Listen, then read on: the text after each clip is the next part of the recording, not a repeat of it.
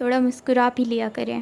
ایک عرب بیوہ نے شادی کی عمر کو پہنچی ہوئی اپنی حسین و جمیل بیٹی کے لیے حق مہر کا مطالبہ مبلغ 5 لاکھ ریال کر رکھا تھا۔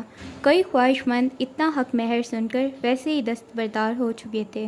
اپنی ضد کا پکا ایک لڑکا بمشکل 3 لاکھ ریال اکٹھے کر پایا۔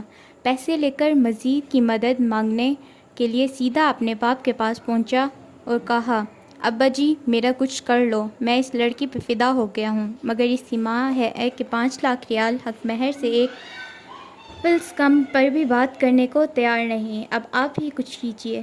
باپ نے بیٹی کی سنجیدگی کو دیکھا اور کہا، ٹھیک ہے پتر، چل لا پیسے، کچھ کرتے ہیں تیرا بھی۔ دونوں باپ بیٹا پیسے لے کر بیوہ کے گھر پہنچے۔ سلام و دعا کے بعد باپ نے خاتون سے کہا، میں آپ سے بات کرنے کے لیے حاضر ہوا ہوں۔ میری آپ سے گزارش ہے کہ جب تک میں اپنی بات مکمل نہ کر لوں آپ میری بات نہ کاٹیں۔ خاتون نے کہا، جی بسم اللہ کہیے۔ لڑکے کے باپ نے کہا، میرا بیٹا آپ کی بیٹی سے شادی کرنا چاہتا ہے اور یہ 1 لاکھ ریال نقد حق مہر ساتھ لایا ہے۔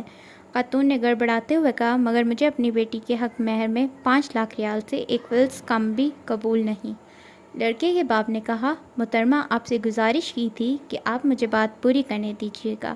خاتون نے معذرت کرتے ہوئے کہا، جی پوری کیجیے اپنی بات۔ لڑکے کے باپ نے کہا، آپ بذات خود ایک انتہائی خوبصورت اور جوان جہاں عورت ہیں، میں آپ کو بھی 1 لاکھ ریال حق مہر ادا کرنا چاہتا ہوں۔ خاتون کی خوشی سے باتیں کھل کر کانوں کو جا لگیں۔ بمشکل اپنے جذبات کو دباتے ہوئے کہا، اللہ آپ کا آنا قبول کرے، مجھے آپ کی دونوں شرطیں قبول ہیں۔ باپ بیٹا خوشی خوشی باہر نکلے تو ہمسائیوں نے پوچھا، ایسا کیسے ہو گیا، یہ تو ناممکن نظر آتا تھا۔ لڑکی کے باپ نے کہا، مال تھوک میں خریدتے ہوئے اور پرچون میں خریدتے ہوئے آخر ریٹ میں کچھ تو فرق پڑتا ہے نا۔ لڑکے نے ہلکا سا گلا صاف کرتے ہوئے باپ سے کہا، ابا جی وہ 1 لاکھ ریال جو بچ گئے ہیں پھر وہ تو مجھے واپس دے دیجیے۔ باپ نے کہا، نہ پتر اوئے، ابھی ایک بڑا اور اہم مرحلہ تو باقی پڑا ہوا ہے۔ یہ 1 لاکھ ریال جا کر تیری ماں کو دینا پڑے گا تاکہ وہ بھی تو راضی ہو۔